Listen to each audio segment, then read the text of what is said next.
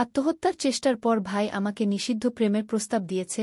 আমি স্তব্ধ হয়ে গেলাম যখন আমার ভাই অরিজিৎ বলল, আত্মহত্যার চেষ্টার পর হাসপাতালে তোকে বাঁচিয়ে আনার পর তুই আমার হাত ধরে বললি, আমি জানি তুই আমাকে ভাইয়ের চেয়ে বেশি ভালোবাসিস। আমি সাহস করে স্বীকার করলাম, হ্যাঁ, আমি তোকে প্রেম করি, এবং আমি চাই তুই আমার স্ত্রী হ। সমাজের বাধা উপেক্ষা করে আমি তোকে বিয়ে করতে চাই। তুই কি রাজি আছিস আমার সাথে এই নিষিদ্ধ প্রেমের যাত্রায়? একটি ভয়ঙ্কর ব্রেকআপের পর আমি খুব ডিপ্রেশনে ছিলাম। আমার বয়ফ্রেন্ড আমাকে প্রতারণা করেছিল, আমার ভালোবাসার মূল্য দেয়নি। আমি সবকিছু হারিয়ে ফেলেছি বলে মনে করছিলাম, তাই একদিন আত্মহত্যার চেষ্টা করেছিলাম। আমার ভাই অরিজিৎ আমাকে হাসপাতালে নিয়ে গিয়েছিল, ডাক্তাররা আমাকে বাঁচিয়েছিলেন। হাসপাতালে জ্ঞান ফেরার পর আমি খুব কাঁদছিলাম। অরিজিৎ আমার পাশে বসেছিল, আমার হাত ধরে। আমি তাকে বলেছিলাম, আমি জানি তুই আমাকে খুব ভালোবাসিস, ভাইয়ের চেয়ে বেশি। আমি এটা বলেছিলাম কারণ আমি জানতাম সে আমার জন্য যে কোনো কিছু করতে পারে। আমি আসলে রোমান্টিক অর্থে বলিনি, কিন্তু অরিজিৎ তা সেভাবেই নিয়েছিল। সে আমার হাত আরও শক্ত করে ধরে যা বলল, তাতে আমি স্তব্ধ হয়ে গেলাম। অরিজিৎ, তুই কি পাগল হয়ে গেছিস? আমি বিশ্বাস করতে পারছিলাম না। আমি তো সেই অর্থে বলিনি। তুই আমার ভাই। আমি জানি অঞ্জনা। অরিজিৎ আমার দিকে তাকিয়ে রইল। কিন্তু আমি আর নিজের অনুভূতি লুকাতে পারছি না। আমি তোকে হারাতে পারব না। আমি তোকে আমার জীবনসঙ্গী করতে চাই। এই গল্পটি সম্পূর্ণ শুনলে আপনাদের পানি অটোমেটিক বের হয়ে যাবে, সো যত দ্রুত সম্ভব হাতের কাছে টিস্যু নিয়ে বসে পড়ো। বিছানার চাদর যেন নষ্ট না হয় সেটা সম্পূর্ণ খেয়াল রাখার অনুরোধ জানিয়ে গল্পটি এখন শুরু করব। তার আগে সর্বশেষ অনুরোধ, দয়া করে এমন পানি বের করার গল্প নিয়মিত শুনতে আমাদের চ্যানেলটি সকলেই সাবস্ক্রাইব করুন। ধন্যবাদ। হ্যালো বন্ধুরা, আমার নাম শ্রাবন্তী রায়। আমার বয়স ৪২ বছর। আমার স্বামীর নাম অনিন্দ রায়, বয়স ৪৫ বছর। আমাদের ২ সন্তান, অর্ণব আর দীপা। অর্ণব ১৯ বছর বয়সী, কলেজে পড়ে। দীপা ১২ বছর বয়সী, স্কুলে যায়। আমি আমার এই আখি নামের ছোট বোনকে নিয়ে আজ একটি অবিশ্বাস্য ঘটনার কথা বলতে চাই। আখির বয়স ২৫ বছর। সে আমাদের পরিবারের সবচেয়ে ছোট সদস্য, আমার থেকে ১৫ বছরের ছোট। আমরা ২ বোন আর আমাদের ভাই অরিজিৎ, যার বয়স এখন ৪০ বছর, একসাথে বড় হয়েছি। একদিন আখি আমাকে ফোন করে বলল, দিদি, আমি কিছু দিন তোমার বাড়িতে থাকতে চাই। আমার একটা সমস্যা হয়েছে। আমি অবাক হলাম। আখি সাধারণত অরিজিৎ দাদার বাড়িতে থাকত, তার পড়াশোনার সুবিধার জন্য। অরিজিতের বাড়ি থেকে তার কলেজ কাছে ছিল। কি হয়েছে আখি? আমি জিজ্ঞেস করলাম। দিদি, সেটা এখন ফোনে বলতে পারব না। আমি আজই তোমার ওখানে চলে আসতে চাই। আখির কণ্ঠ কাঁপছিল। আমি বুঝতে পারলাম যে কিছু একটা খুব গুরুতর ঘটেছে। ঠিক আছে, তুই চলে আয়। আমরা তোকে নিয়ে খুশি হব। আমি বললাম। সেদিন রাতে আখি আমাদের বাড়িতে এলো। তাকে দেখে আমি চমকে গেলাম। তার চোখ লাল, চেহারা শুকনো, যেন কয়েক রাত ঘুমায়নি। সে ঘরে ঢুকেই আমাকে জড়িয়ে ধরে কাঁদতে শুরু করল। আখি, কি হয়েছে? তুই ঠিক আছিস তো? আমি তার পিঠে হাত বুলিয়ে জিজ্ঞেস করলাম। আমার ছেলে অর্ণব আর স্বামী অনিন্দ তখন বাড়িতে ছিল না, শুধু আমার মেয়ে দীপা বাড়িতে ছিল। সে তার রুমে পড়াশোনা করছিল। আখি আমার হাত ধরে আমার বেডরুমে নিয়ে গেল। দরজা বন্ধ করে সে আমার দিকে তাকাল। তার চোখে ভয় আর অসহায়তা দেখতে পেলাম। দিদিগু, সে ফিসফিস করে বলল, আমি খুব বিপদে পড়েছি। কি বিপদ? তুই স্পষ্ট করে বল আখি। আমি উদ্বিগ্ন হয়ে বললাম। আখি একটা গভীর শ্বাস নিয়ে বলল, আমার জীবন বিপদে। আমি বিশ্বাস করি কেউ আমাকে মেরে ফেলতে চায়। আমি হতবাক হয়ে গেলাম। কি বলছিস তুই? কে তোকে মারতে চাইবে? তুই তো ছাত্রী। তুমি জানো না দিদি আমি কি করেছি? আখি কাঁপতে কাঁপতে বলল। কি করেছিস তুই? আমি আমি এমন কিছু দেখেছি যা আমার দেখা উচিত ছিল না। আর এখন তারা আমাকে চুপ করাতে চায়। আখির চোখ থেকে অঝরে অশ্রু ঝরছিল। কারা তারা? তুই কি দেখেছিস? স্পষ্ট করে বল আখি। আমি ২ হাতে তার কাঁধ ধরে ঝাঁকুনি দিলাম। আখি আমার দিকে তাকিয়ে বলল, অরিজিৎ দাদা। আর তার বন্ধুরা? অরিজিৎ? আমাদের ভাই অরিজিৎ? আখি মাথা নাড়ল। হ্যাঁ দিদি, অরিজিৎ দাদা। সে সে একটা গোপন সংগঠনের সাথে জড়িত। আমি হেসে ফেললাম। কি বলছিস তুই আখি? অরিজিৎ? সে একজন সফল ব্যবসায়ী। তার নিজের কোম্পানি আছে। সে কোনো গোপন সংগঠনে থাকবে কেন? দিদি, তুমি বিশ্বাস করো বা নাই করো, আমি যা বলছি সবই সত্যি। গত সপ্তাহে রাতে আমি ঘুম থেকে উঠে জল খেতে গিয়েছিলাম। তখন অরিজিৎ দাদার অফিস রুম থেকে আলো আসছিল। আমি দেখলাম দরজা সামান্য ফাঁক। কৌতূহলবশত আমি উকি দিলাম ঘে। আঁখি থামল, যেন সে ঘটনাটা মনে করতেই ভয় পাচ্ছে। কি দেখলি সেখানে? আমি জিজ্ঞেস করলাম। অরিজিৎ দাদা আর আরও ৫ জন লোক একটা টেবিলের চারপাশে বসেছিল। তারা কিছু নকশা আর ম্যাপ দেখছিল। আমি শুনলাম তারা অপারেশন রক্তচন্দন নিয়ে আলোচনা করছিল। তারা একটা প্রাচীন মন্দির সম্পর্কে কথা বলছিল, যেখানে একটা গুপ্তধন আছে বলে তারা বিশ্বাস করে। কি? আমি অবিশ্বাসের সাথে আঁখির দিকে তাকালাম। অরিজিৎ? গুপ্তধন? এটা কি কোনো সিনেমার গল্প? না দিদি, আঁখি গম্ভীরভাবে বলল। তারা বলছিল যে এই গুপ্তধনে এমন কিছু আছে যা তাদের অসাধারণ ক্ষমতা দেবে। তারা একটা প্রাচীন লিপি নিয়েও আলোচনা করছিল। আমি আঁখির কথায় হাসতে শুরু করলাম। তুই বলতে চাইছিস যে আমাদের ভাই অরিজিৎ, যে একটা সফটওয়্যার কোম্পানি চালায়, সে আসলে কোনো গুপ্তধন খুঁজে বেড়াচ্ছে যা তাকে অলৌকিক ক্ষমতা দেবে? আঁখি মুখ গম্ভীর করে বলল, হ্যাঁ, আমিও প্রথমে এতটাই অবাক হয়েছিলাম যে আমার হাসি পেয়েছিল। কিন্তু তারপর কি? আমি জিজ্ঞেস করলাম। আমার হাসির শব্দ শুনে তারা চমকে উঠল। আমি দ্রুত সরে যাচ্ছিলাম, কিন্তু অরিজিৎ দাদা আমাকে দেখে ফেলল। সে তার বন্ধুদের বলল, আমার ছোট বোন। সে আমাদের কথা শুনেছে। সবাই চুপ হয়ে গেল। একজন লোক জিজ্ঞেস করল, সে কতটুকু শুনেছে? অরিজিৎ দাদা বলল, আমি নিশ্চিত নই, কিন্তু আমরা ঝুঁকি নিতে পারি না। আমি ভয়ে সিঁড়ি দিয়ে উপরে দৌড়ে গেলাম আর রুমের দরজা বন্ধ করে দিলাম। আমি গম্ভীর হয়ে গেলাম। তারপর কি হল? পরের দিন সকালে অরিজিৎ দাদা আমার রুমে এলো। সে আমাকে জিজ্ঞেস করল আমি কতটুকু শুনেছি। আমি বললাম আমি কিছুই শুনিনি, আমি শুধু জল খেতে নেমেছিলাম। কিন্তু দাদা আমার দিকে এমনভাবে তাকালো যেন সে জানে আমি মিথ্যা বলছি। সে বলল, আঁখি, আমি তোকে ভালোবাসি, কিন্তু তুই যা শুনেছিস তা তোর জানার কথা ছিল না। তোর নিজের ভালোর জন্যই তোকে এসব ভুলে যেতে হবে। অরিজিৎ কি তোকে হুমকি দিয়েছিল? আমি বিস্মিত হয়ে জিজ্ঞেস করলাম। আঁখি মাথা নাড়ল। সরাসরি না। কিন্তু সেদিন বিকেলে আমি যখন কলেজ থেকে ফিরছিলাম, একটা কালো গাড়ি আমার পিছু নিয়েছিল। আমি বাসে উঠে পালিয়ে গেলাম। তারপর থেকেই আমি একটা অনুভূতি পাচ্ছি যে কেউ আমাকে দেখছে। আমার ফোনেও অদ্ভুত কল আসছে, যেখানে কেউ কথা বলে না, শুধু নিঃশ্বাসের শব্দ শোনা যায়। আমি একটু চিন্তিত হয়ে গেলাম। আঁখি সাধারণত এত ভীতু নয়, সে সাহসী মেয়ে। তাকে এভাবে ভয় পেতে দেখে আমি বুঝলাম কিছু একটা অবশ্যই ঘটেছে। ঠিক আছে আঁখি, তুই এখানে থাক। আমরা এই বিষয়ে একটা সমাধান বের করব। আমি তাকে আশ্বস্ত করার চেষ্টা করলাম।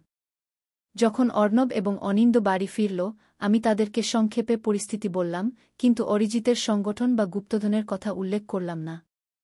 আমি শুধু বললাম যে আঁখি কিছু সমস্যায় আছে এবং কিছুদিন আমাদের সাথে থাকবে। সেই রাতে আমি ঘুমাতে পারছিলাম না। আঁখির কথাগুলো আমার মাথায় ঘুরপাক খাচ্ছিল। আমি অরিজিৎকে আমার সারা জীবন ধরে চিনি। সে কখনই এমন কোনো কাজে জড়িত হবে না যেটা অন্যদের জন্য বিপজ্জনক। কিন্তু আঁখির ভয় কি তাহলে মিথ্যা? আমি সিদ্ধান্ত নিলাম যে আমাকে নিজেই অরিজিতের সাথে কথা বলতে হবে। পরদিন সকালে অর্ণব কলেজে চলে গেল, আর অনিন্দ অফিসে। আমি আঁখিকে দীপার দেখাশোনা করতে বলে অরিজিতের বাড়িতে গেলাম। অরিজিতও তার বাড়িতেই অফিস করে, তাই আমি জানতাম সে সেখানেই থাকবে। যখন আমি তার বাড়ি পৌঁছালাম, তার বাড়ির কাজের লোক আমাকে ভেতরে নিয়ে গেল। দিদি, তুমি এখানে? অরিজিতও আমাকে দেখে অবাক হল। হ্যাঁ অরিজিৎ, আমাকে তোর সাথে কথা বলতে হবে। আমি গম্ভীর স্বরে বললাম। অরিজিৎ আমাকে তার অফিস রুমে নিয়ে গেল, সেই একই রুম যেখানে আঁখি তাকে গোপন মিটিং করতে দেখেছিল। রুমটা দেখতে একদম স্বাভাবিক ছিল, একটা বড় ডেস্ক, কম্পিউটার, বইয়ের আলমারি। কোনো গোপন নকশা বা ম্যাপ ছিল না। কি ব্যাপার দিদি? অরিজিৎ জিজ্ঞেস করল। আঁখি আমার বাড়িতে এসেছে। সে খুব ভয় পেয়েছে। আমি সরাসরি বললাম। অরিজিতের মুখের ভাব পাল্টে গেল। আঁখি? সে কেন ভয় পেয়েছে? সে বলছে যে তুই কোনো গোপন সংগঠনের সাথে জড়িত আছিস, আর তোরা কোনো গুপ্তধন খুঁজছিস। আমি সরাসরি বললাম, তার প্রতিক্রিয়া দেখার জন্য। অরিজিৎ হঠাৎ হেসে উঠল, এত জোরে যে তার চোখে পানি এসে গেল। কি? আমি গোপন সংগঠনে? গুপ্তধন? এটা কোনো সিনেমার প্লট নাকি? আমি তার প্রতিক্রিয়া দেখে একটু আশ্বস্ত হলাম। সে বলছে যে সে তোকে কয়েকজন লোকের সাথে গোপন মিটিং করতে দেখেছে। তোরা নাকি অপারেশন রক্তচন্দন নিয়ে আলোচনা করছিলি।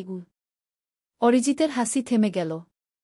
অপারেশন রক্তচন্দন? হ্যাঁ।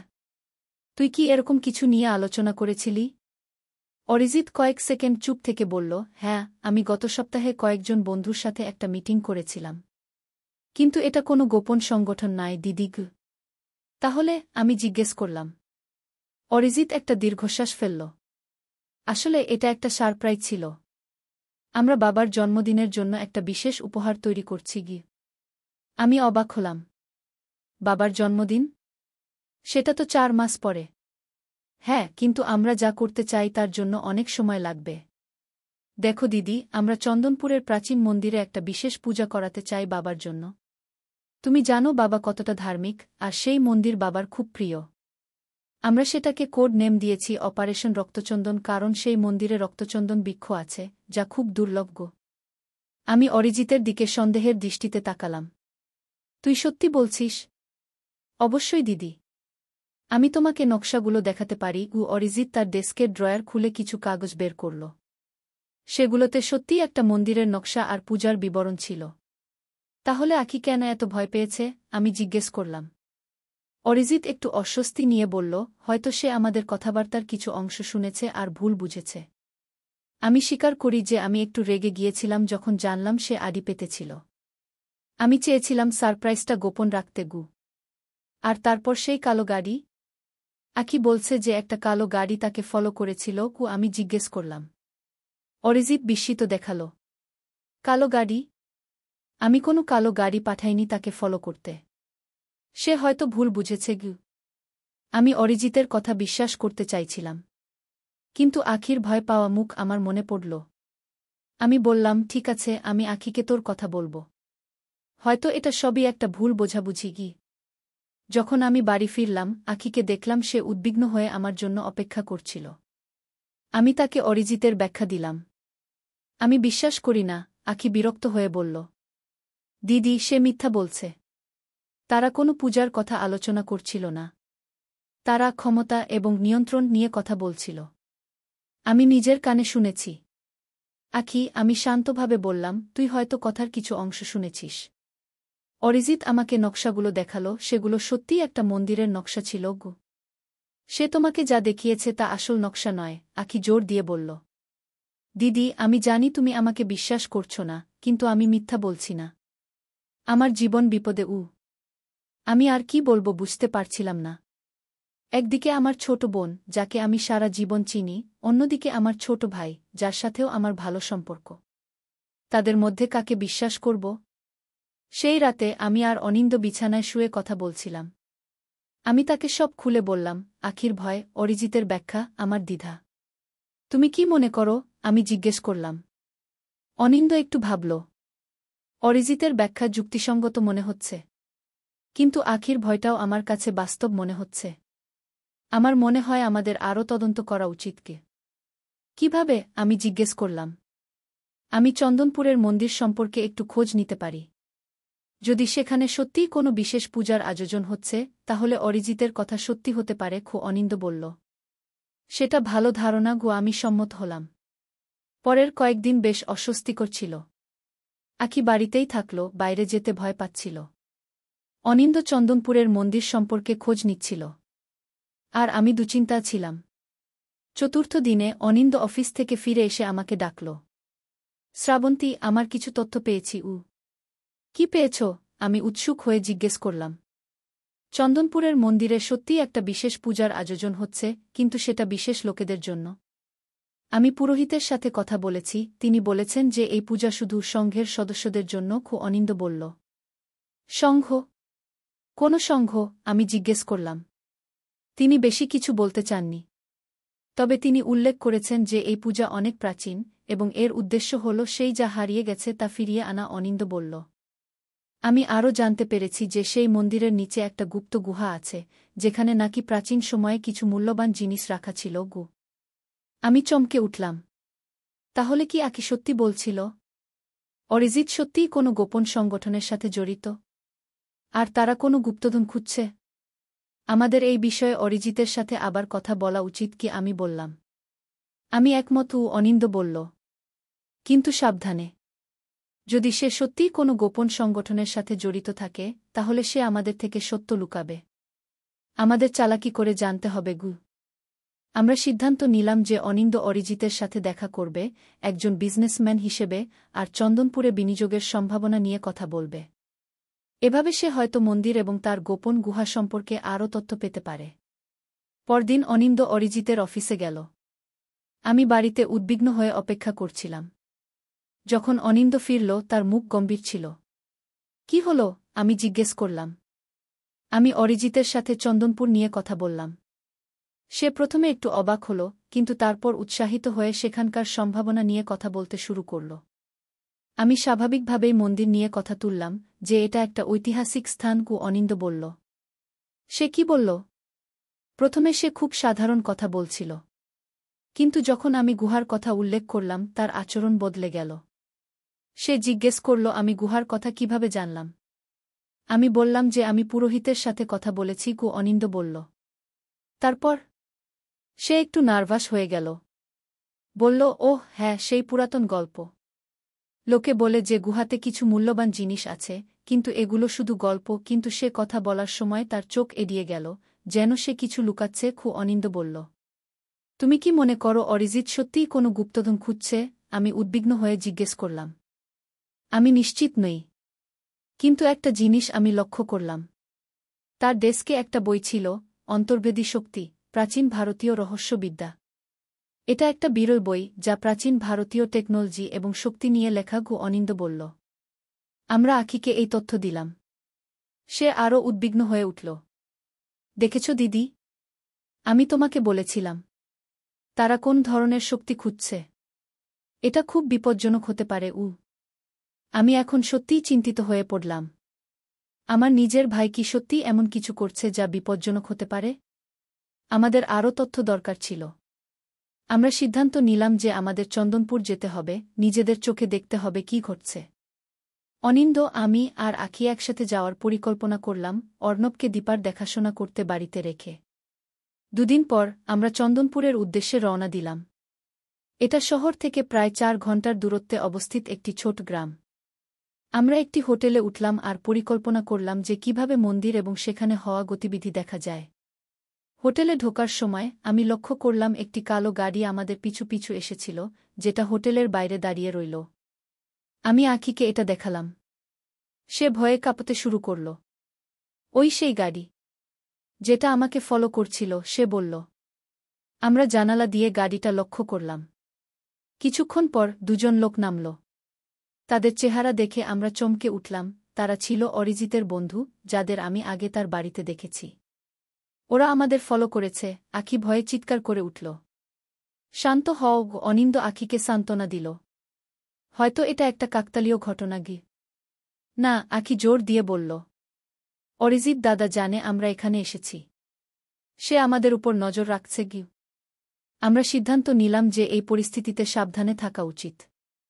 আমরা হোটেল থেকে বের না হয়ে মন্দির সম্পর্কে স্থানীয় লোকেদের কাছ থেকে তথ্য সংগ্রহ করার চেষ্টা করলাম। হোটেলের ম্যানেজার আমাদের বললেন, চন্দনপুরের মন্দির খুব প্রাচীন, প্রায় 1000 বছরের পুরনো। এর নিচে একটা গুহা আছে, যেটা সাধারণ লোকেদের জন্য বন্ধ। শুধু বিশেষ অনুষ্ঠানের সময় কিছু নির্বাচিত লোককে সেখানে যেতে দেওয়া হয়। কোনো বিশেষ অনুষ্ঠান? অনিন্দ জিজ্ঞেস করল। এটা রক্তচন্দন উৎসব নামে পরিচিত। এটা প্রতি বছর হয় না, শুধু বিশেষ অবস্থানে গ্রহণক্ষত্র থাকলে। ম্যানেজার বললেন। কেন এটা করা হয়? আমি জিজ্ঞেস করলাম। প্রাচীন বিশ্বাস অনুযায়ী এই অনুষ্ঠানের মাধ্যমে কেউ অসাধারণ ক্ষমতা পেতে পারে। কিন্তু এগুলো শুধু কিংবদন্তি। ম্যানেজার হেসে বললেন। তবে আজকাল অনেক বড় বড় ব্যবসায়ীরা এই অনুষ্ঠানে অংশ নিচ্ছেন। কিছুদিন আগে একজন বিখ্যাত সফটওয়্যার উদ্যোক্তা এখানে এসেছিলেন, যিনি কিছু বিশেষ ব্যবস্থা করেছেন। আমরা একে অন্যের দিকে তাকালাম। আমরা জানতাম তিনি অরিজিতের কথাই বলছেন। সেই রাতে আমরা পরিকল্পনা করলাম যে পরদিন সকালে আমরা মন্দিরে যাব। আমরা ঘুমাতে যাওয়ার আগে আখি আমাকে ডাকল। দিদি, আমি একটা স্বপ্ন দেখেছিলাম। সে বলল। কি স্বপ্ন? আমি জিজ্ঞেস করলাম। আমি দেখেছিলাম যে আমি সেই গুহায় আছি। সেখানে একটা আলোকিত ক্রিস্টাল ছিল। অরিজিৎ দাদা সেটা হাতে নিচ্ছিল, আর হঠাৎ চারদিকে অগ্নিশিখা ছড়িয়ে পড়ছিল। অরিজিৎ দাদা চিৎকার করছিল। সে বলছিল, আমি এটা নিয়ন্ত্রণ করতে পারছি না। আমি ভয় পেয়ে জেগে উঠলাম। আঁখি বলল, সেটা তো শুধু একটা স্বপ্ন আঁখি। আমি তাকে সান্ত্বনা দিলাম, যদিও আমি নিজেও অস্বস্তি বোধ করছিলাম। পরদিন সকালে আমরা মন্দিরের উদ্দেশ্যে রওনা দিলাম। যখন আমরা হোটেল থেকে বেরোলাম, আমি দেখলাম সেই কালো গাড়ি আর নেই। মন্দিরটি ছিল চন্দনপুর গ্রামের প্রান্তে একটি পাহাড়ের পাদদেশে। এটি একটি বিশাল প্রাচীন স্থাপত্য, যার চারপাশে ঘন জঙ্গল। মন্দিরের সামনে একজন বয়স্ক পুরোহিত ছিলেন। নমস্কার, অনিন্দ পুরোহিতকে অভিবাদন জানালেন। আমরা মন্দির দেখতে এসেছি। স্বাগতম, পুরোহিত মৃদু হেসে বললেন। কিন্তু আজ মন্দির দর্শনার্থীদের জন্য বন্ধ। একটি বিশেষ অনুষ্ঠানের প্রস্তুতি চলছে। কি অনুষ্ঠান? আমি জিজ্ঞেস করলাম। রক্তচন্দন উৎসব। এটি একটি প্রাচীন অনুষ্ঠান, যা কেবল নির্বাচিত সদস্যদের জন্য, পুরোহিত বললেন। আমরা শুনেছি যে মন্দিরের নিচে একটি গুহা আছে? অনিন্দ জিজ্ঞেস করলেন। পুরোহিত একটু চমকে উঠলেন। হ্যাঁ, আছে। কিন্তু সেটি সাধারণ লোকদের জন্য বন্ধ। আমরা শুনেছি যে সেখানে কিছু মূল্যবান জিনিস আছে, যা অসাধারণ ক্ষমতা দিতে পারে। আমি জিজ্ঞেস করলাম। পুরোহিত আমাদের দিকে সন্দেহজনক দৃষ্টিতে তাকালেন। আপনারা কারা? কেন এই সব জানতে চাইছেন? এই সময় আমরা পিছন থেকে একটি পরিচিত কণ্ঠস্বর শুনলাম। ওরা আমার পরিবারের সদস্য, গুরুজি। আমরা ঘুরে দেখলাম অরিজিৎ সেখানে দাঁড়িয়ে আছে। অরিজিৎ, আমি অবাক হয়ে বললাম। দিদি, অনিন্দদা, আঁখি, তোমরা এখানে কি করছ? অরিজিৎ জিজ্ঞেস করল, যদিও তার কণ্ঠস্বরে বিস্ময়ের চেয়ে অভিযোগের সুর বেশি ছিল। আমরা জানতে এসেছি তুই কি করছিস। আমি সরাসরি বললাম।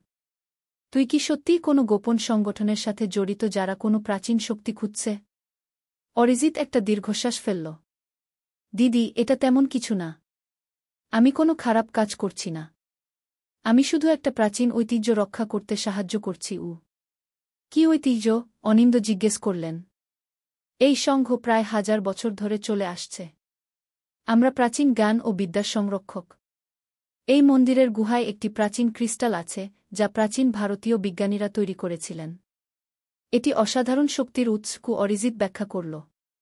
কি ধরনের শক্তি? আমি জানতে চাইলাম। এটি মনের শক্তি বাড়ায়, দূরদর্শিতা দেয়, এমনকি পার্থিব শক্তির উৎস হিসেবেও কাজ করতে পারে। আমরা এটি নিয়ে গবেষণা করছি, আধুনিক বিজ্ঞানের সাথে প্রাচীন জ্ঞানকে মিলিয়ে। এটি পুরো মানবজাতির উপকারে আসবে। অরিজিৎ উৎসাহিত হয়ে বলল। কিন্তু এটা কি বিপজ্জনক নয়? আঁখি জিজ্ঞেস করল। আমি স্বপ্নে দেখেছি অগ্নিশিখা, ধ্বংস। সেটা শুধু একটা স্বপ্ন আঁখি। অরিজিৎ মৃদু হেসে বলল। হ্যাঁ, এর কিছু ঝুঁকি আছে, কিন্তু আমরা সাবধানতা অবলম্বন করছি। আমি মিথ্যা বলেছিলাম সেটা স্বীকার করি, কিন্তু এটা ছিল কারণ আমি এই জ্ঞান সুরক্ষিত রাখতে শপথবদ্ধ। আমরা অরিজিতের দিকে তাকালাম, তার কথা বিশ্বাস করার চেষ্টা করছিলাম। তাহলে সেই কালো গাড়ি? আঁখি জিজ্ঞেস করল। কেন তোমার লোকেরা আমাকে ফলো করছিল? অরিজিৎ একটু অস্বস্তি নিয়ে বলল, হ্যাঁ, সেটা আমার ভুল ছিল। আমি নিশ্চিত হতে চেয়েছিলাম যে তুই এই তথ্য কারো সাথে শেয়ার করছিস না। আমি তোকে ভয় দেখাতে চাইনি আঁখি, আমি শুধু এই